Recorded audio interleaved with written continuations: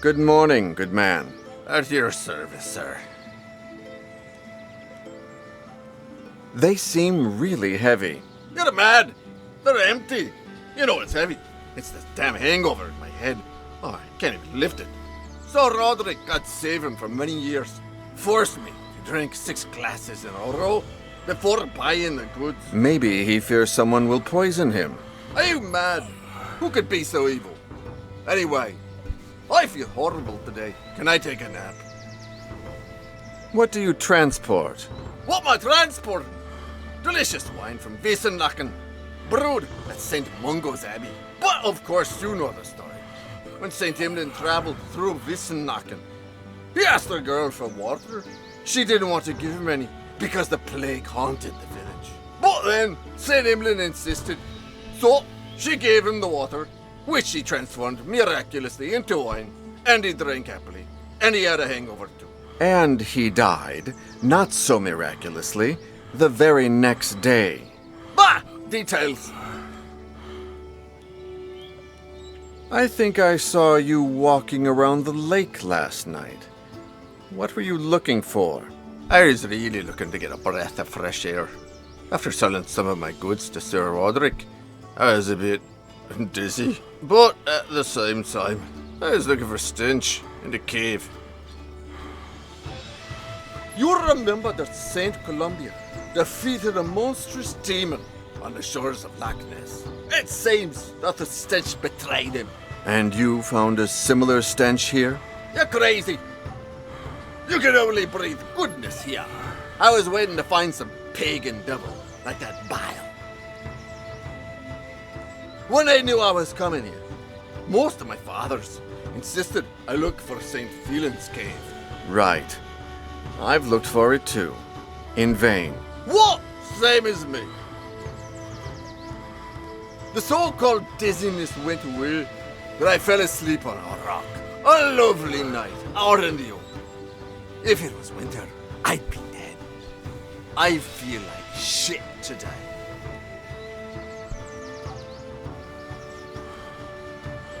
Will you stay tomorrow for the hunt?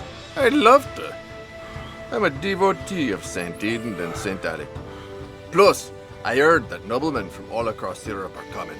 But as soon as I get all these barrels in the cart, I'm going to go back to St. Mungo.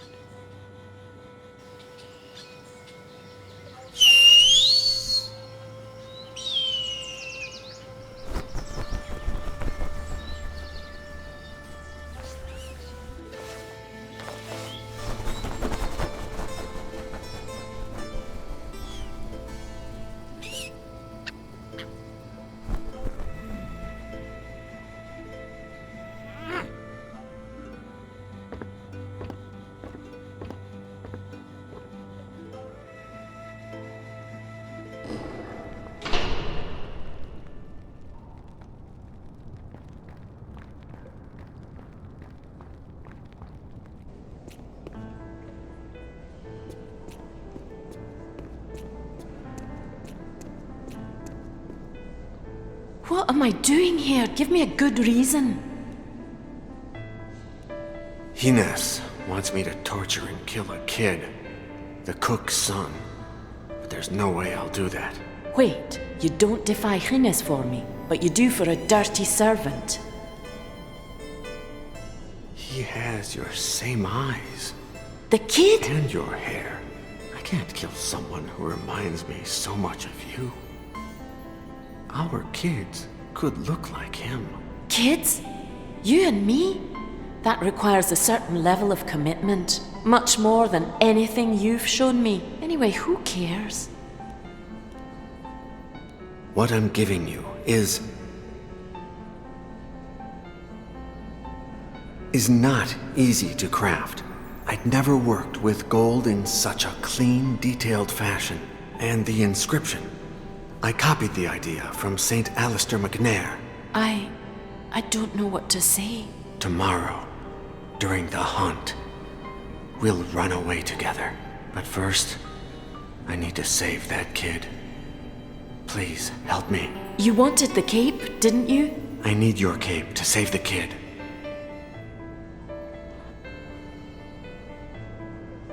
Hide in one of those confessionals once the kid escapes. I'll tell Hines I killed him accidentally. He'll tell Ursus to search for a new victim. And you'll be able to return to the castle. And tomorrow we will be free? Tomorrow.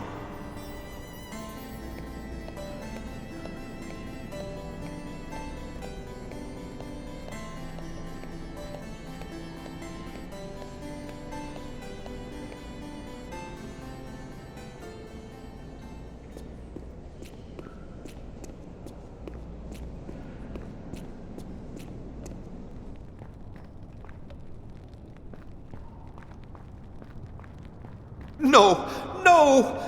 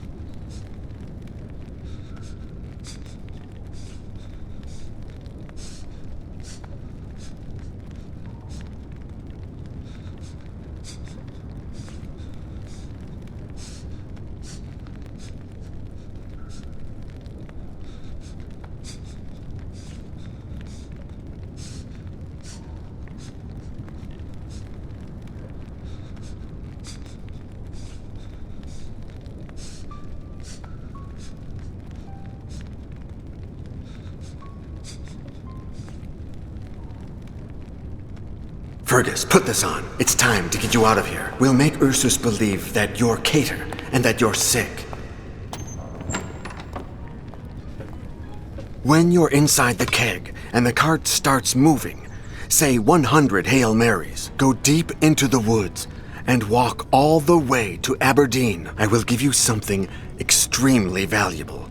Sell it and embark on a ship to Europe. I don't care what you did before, Deacon Iago. You're a good man. Don't be stupid. Come with me. We'll go to the Vatican and convince the Pope to burn that cursed book. No. I must finish something, and make sure they don't follow you. But when the bastard fell, he grabbed my medallion and took it with him deep into the well. I'm sorry, my good Vulcan. I'm so sorry. I'll forge a new one. Don't worry. No, I'm sorry for you. Ursus!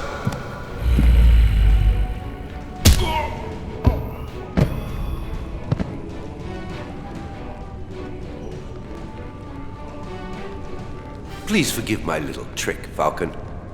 You betrayed me. And I'd do it again. But you won't. Maybe you'll be glad to know that I didn't play fair myself. You were growing too distant. I had to see just how much. And you didn't pass the test. Your fling with Lady Katia, your disdain for our benefactor, Sir Roderick, your arrogance, and now, your betrayal. you must become my faithful disciple once more. Never. I hate you. You will do it. You will. You'll take the child's place in the ritual. You will drink the transmutation potion, die, and be reborn beside me.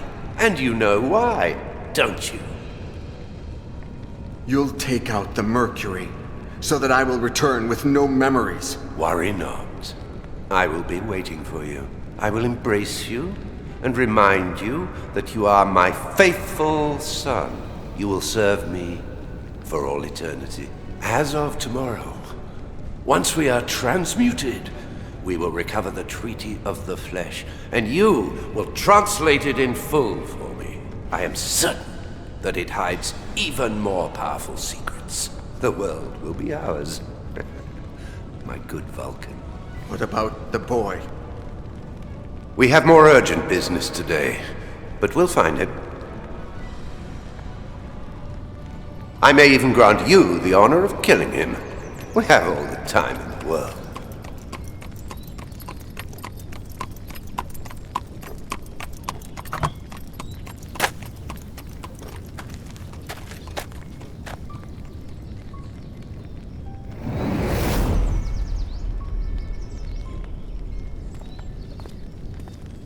Deacon Iago? Huh?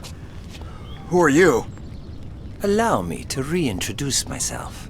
I am Gabriele Scarpetta, last remaining guardian of the Order of Iago. I'd never heard of the Order of Iago before. It's a secret reserved for the custodians of the treaty, Fergus Quinlan's successors. Another name that should ring a bell. The Order was established in 1534 by mandate of the Pope, and the first custodian of the Treaty of the Flesh was Fergus Quinlan himself. To what extent is it secret? Pope Clement VII himself decided that no other pope should ever know of its existence. The poor souls have enough as it is, as I'm sure the current pope could tell you. The Order of Iago has a double aim: finding he who gave his name to the Order so as to give him the Treaty of the Flesh, or protecting the book at all costs. It's amazing that Fergus made it that far. Our founder must have been a man of formidable spirit. A servant who fled and then managed to convince a pope and to protect the treaty until dying of old age in the Vatican. I assume it was Fergus who ordered that I receive the treaty. And right you are. Why me? He knew my past. Because you accepted dying for him, I suppose. There are entire religions based on such trifles, or so they say. How was Fergus so sure that the transmutation potion had worked, and that I would survive for centuries to come? Our founder returned to the place where he met you years before and heard a legend. That of the ghost of Deacon Iago, who rose from the church's ashes screaming, "Who am I?" and disappeared into the woods, never to be seen again. And no one searched for me until now? He did, all of his life, to no avail. And little by little, his successors stopped looking for you as well.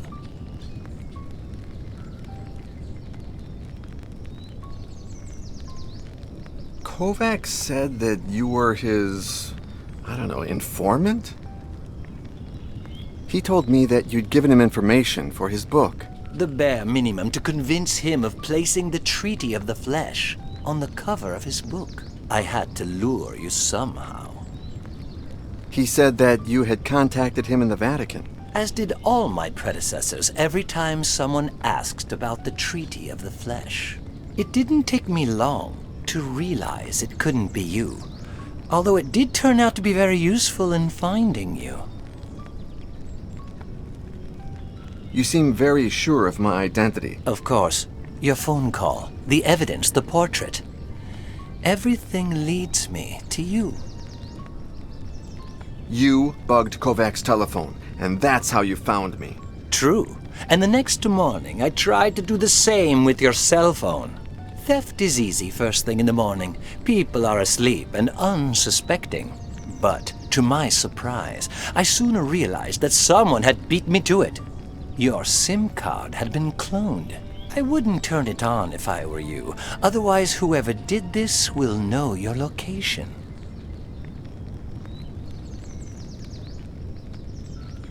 Thanks.